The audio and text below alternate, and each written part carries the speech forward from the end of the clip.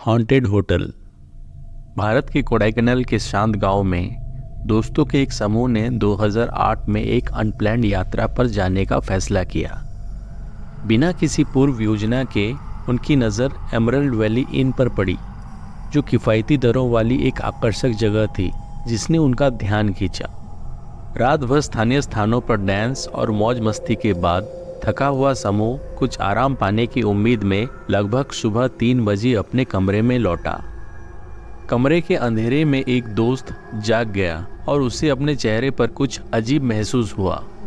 यह सोचकर कि यह एक मच्छर है, वो पूरी तरह से जाग गया और कुछ ऐसी चीज के सामने आ गया जिसे वो समझा नहीं सका। वहीं अपने तकिए पर उसे एक स्त्री की आकृति दिखाई दी।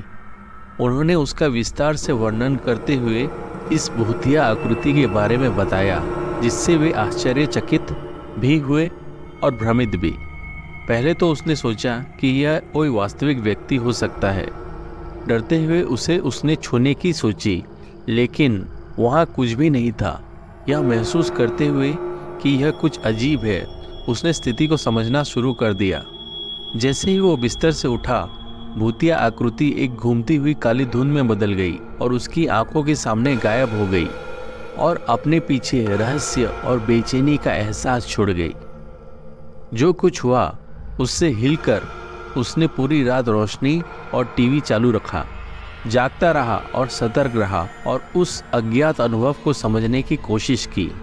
जब सुबह हुई तो तनाव थोड़ा कम हो गया, लेकिन भूतिया मुठभेड़ की याद उनके साथ बनी रही, जिससे कोडाईकनाल में उनके समय पर छाया पड़ गई। जैसे ही दोस्तों ने एमरल्ड वैली इन छोड़ दिया और अपनी यात्रा पीछे छोड़ दी, उस असामान्य रात के अनुत्तरित प्रश्न उनके साथ रह गए, जो आने वाले वर्षों के लिए साझा करने और सोचने के लिए एक कहानी थी। और इसलिए एमरल्ड वैली इन के कमरा नंबर 213 में भूतिया उपस्थिति का रहस्य कहानी सुनने वालों को मोहित करता रहता है।